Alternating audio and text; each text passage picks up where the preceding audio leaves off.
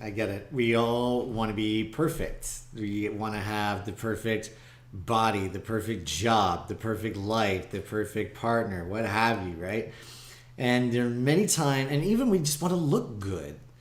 If you're in the creative space or anything that you might be making, and I've run into this all the time with myself and with people that I work with, that we want to be perfect. We want to be so just have make sure everything is absolutely completely done up. But the problem with that is that there really sort of is no such thing as perfect in the first place.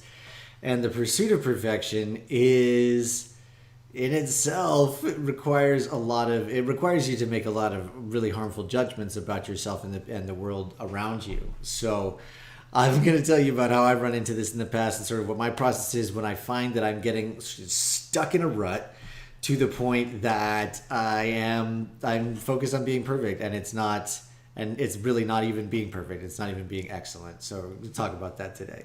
So hello, I am Owen. Thank you so much for joining. I really appreciate it. I'm here with you live. If you have any questions or you just want to say hey, please drop me a note in the comments. I would love to chat with you. And thank you for being here. So this one story comes to mind when I think about chasing perfection to a fault. So in one of my jobs in the entertainment industry, in the entertainment business, my boss had asked me to put together basically a 30-second piece for something that we were doing, for a piece that we were putting out. And with some pretty simple instructions on what it was supposed to include, a little video, right? And I must have worked on that thing. I worked on that with the company that was helping cut it together. We went out to, like, I don't know.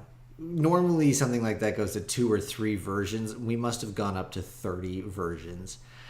I was just insisting on noodling the tiniest pieces, and no, this just wasn't right. It just wasn't right.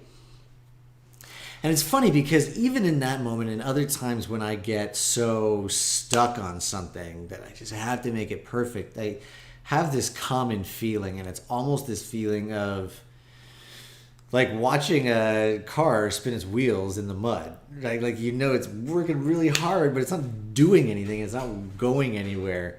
And I felt this in that moment when I had a serious reckoning with my boss, because we spent a lot of money on all of those revisions and a lot of time and just a lot of manpower and effort. And at the end of the day, bosses went in, made 2 calls, completely changed the whole thing. It was done.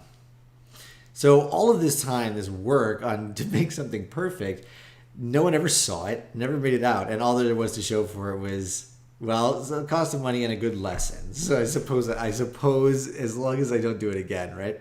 But of course we do. So in these situations, I'm sure you've gotten in them too, where you just want to make it perfect and it's holding you back from moving anything out. The fact of the matter is, perfect doesn't exist.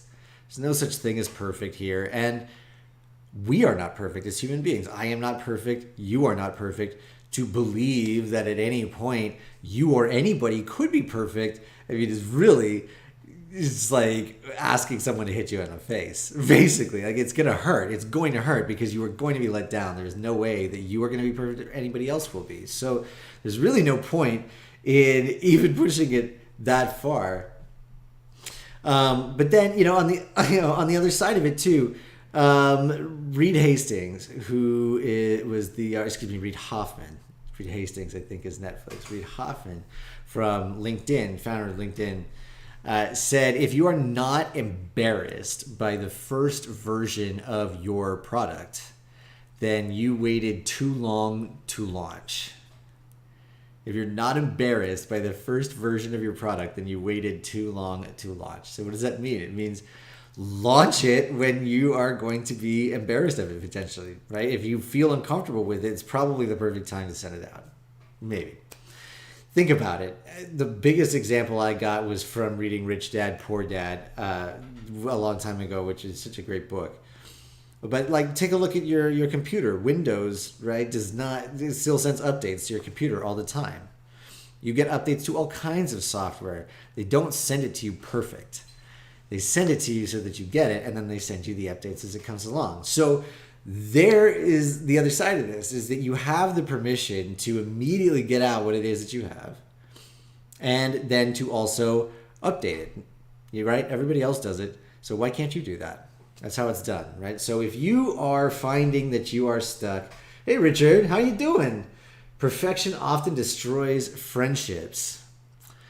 It does. It does.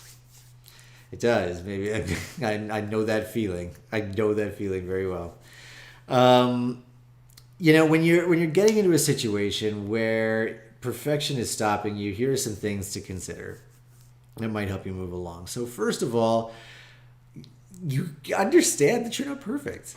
Understand that you're not perfect. The world around you is not perfect, and nothing is perfect, right? It all goes to plan. Understand that, and just immediately forgive yourself for doing anything that wasn't perfect. If you can't get past this step, it's going to be very, very difficult to move into excellence. You're going to get stuck on this perfection thing. So just understand that, and it's okay. It's great. It's part of this beautiful experience that we're all on, hurtling through space at breakneck speed for whatever reason.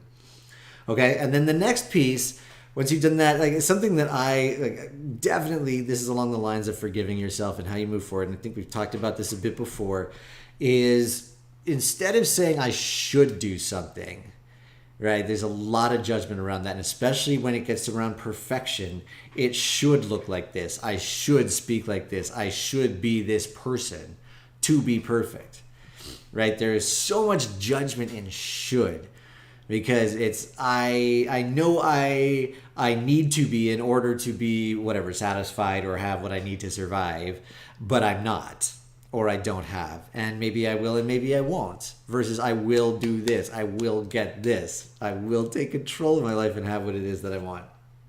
So replace should with I will, right? I should lose 20 pounds. I will lose 20 pounds.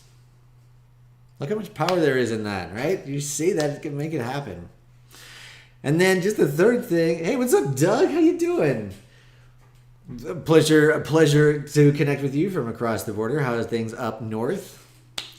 So here's the third thing, and I use this in my own business. It's something I have written on my whiteboard to remind me of it for when I get stuck. It's something that I learned from a lot of people, and a lot of books, and a lot of mentors. Done is the new perfect. Done is the new perfect.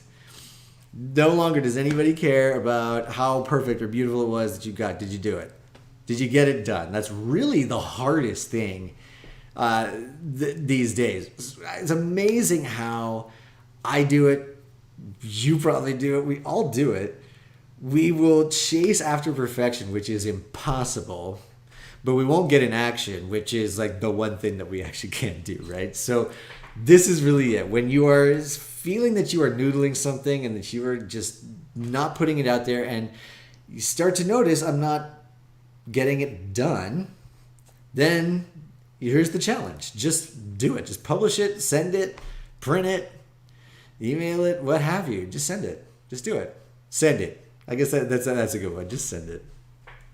So anyway, that's the deal. So I hope that this helps a little bit if you feel like you are getting stuck trying to make things perfect, and especially in this world that could not be any less perfect at the moment. It's completely chaotic and random at the moment. So there's no way you could possibly be perfect in this situation. So there you go. Release yourself from any need to be perfect.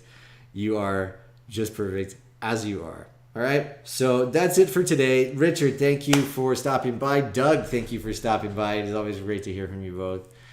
And Richard, I learned the I will long ago in therapy. Good advice. Oh, awesome. Awesome. Very good. Very good. Yeah, it is good advice. It changes a lot of things. It's helped me get a lot of stuff done. I'll tell you that for sure.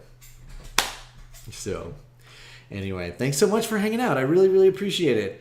And thank you. And I will talk to you tomorrow.